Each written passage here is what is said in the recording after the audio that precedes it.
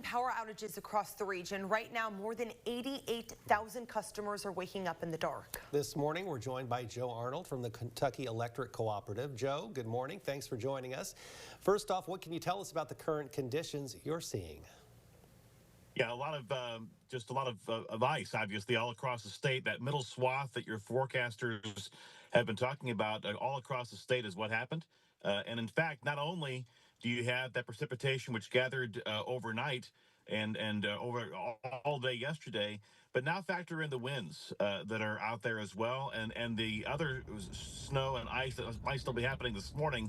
On top of that, it's a compounding effect. So even though it's like a slow motion disaster, really, in the sense of the winds and the ice and things that are there on top of everything else going on right now. A slow-moving disaster, in your words, that you just said. With such dangerous conditions, I mean, power outages are going up by the second. How are you guys managing the safety of the linemen who are working hard to get the lights on as soon as possible? Well, I appreciate you asking that question, because the safety is number one, both for the members of our co-ops all across the state as well as for the linemen. So a lot of the areas that we serve as co-ops are the last mile in the first place, and now those are also some of the hardest areas to access during snow and ice as well. So this is very careful. This is a situation where you have to be very careful on the roadways, etc. And as a result, you have that going on. We also have some crews coming in from other co-ops from across the state to help out, and maybe a few co-ops coming in from other states as well.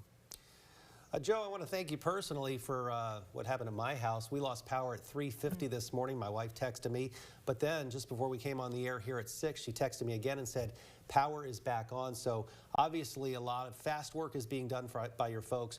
What kind of timeline can you give the rest of the people out there, though, who have not gotten their power back on yet? It's a question. It's a natural question everyone has to ask, which is to say, how long is it going to take for my power to get back on? It's the most difficult one for me to answer, because I would just say plan on for the last people to get their power back on. Will probably take a couple of days for that to happen. This is not as large of a disaster as what we had in 2009, when you had more than 700,000 people all across the state without power.